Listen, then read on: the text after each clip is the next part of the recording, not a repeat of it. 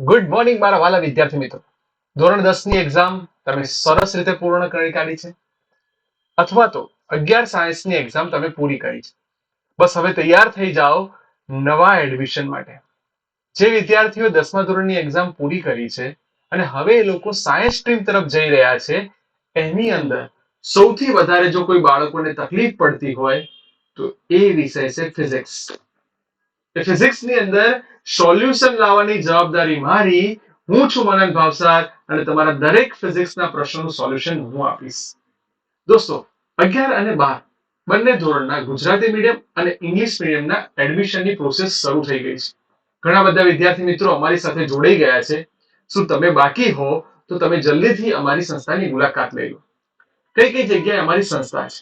એક, ન્યૂ રાણીપની અંદર એસવી સ્ક્વેરમાં 515 નંબરની ઓફિસ.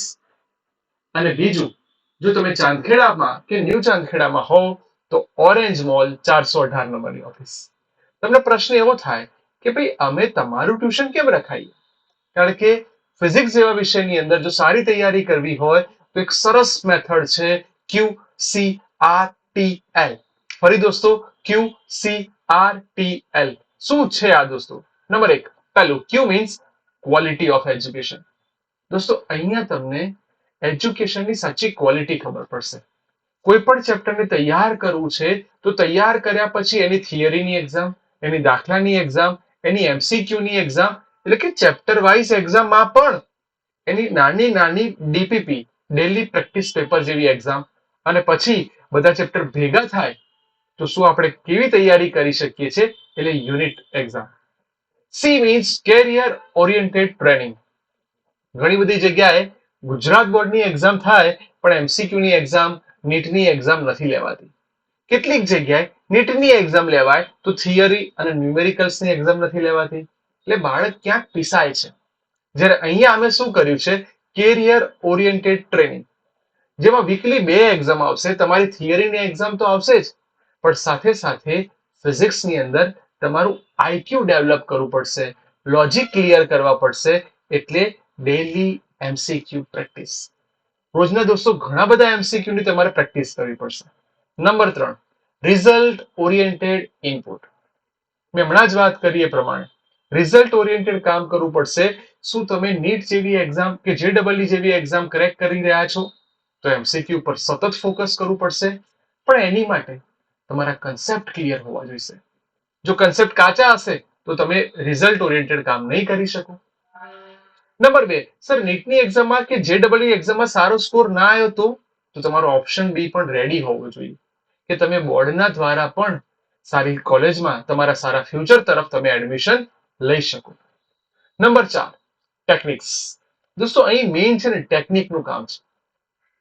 ઘણા લોકો 12 સાયન્સમાં હોય એટલે કે હું 20-20 કલાક, 24-24 કલાક વાંચું છું. એ વાત જ ખોટી. તમે કેટલા કલાક વાંચો છો ને એના કરતા 1 કલાકમાં કેટલું સારું વાંચો છો, કેટલું ફ્રૂટફુલ વાંચો છો, કેટલું તમે એને યાદ રાખી શકો છો ને, એ બહુ અગત્યનું છે. તમે ભણ્યા, તમને કઈ ડાઉટ ઉત્પન્ન થયા, કઈ સમજાયું નહીં તો ડાઉટ સોલ્વિંગ એક્સ્ટ્રા લેક્ચર પણ અમારા ત્યાં હશે. તમને નથી આવડ્યું તો તમે એકવાર રૂબરૂ મુલાકાત કરી લો, મને મળી લો, અમારા સ્ટાફ મિત્રોને મળી લો, એ તમને સારી રીતે બધું સમજાઈ દેશે. Number 5, last moment work. દોસ્તો, ઘણી બધી વાર મેં જોયું છે કે તૈયારી બધી થઈ જાય છે પણ છેલ્લી મોમેન્ટમાં લોકોની ગાડી ગબડી જાય છે. એક, ડિપ્રેશનમાં આવી જાય છે.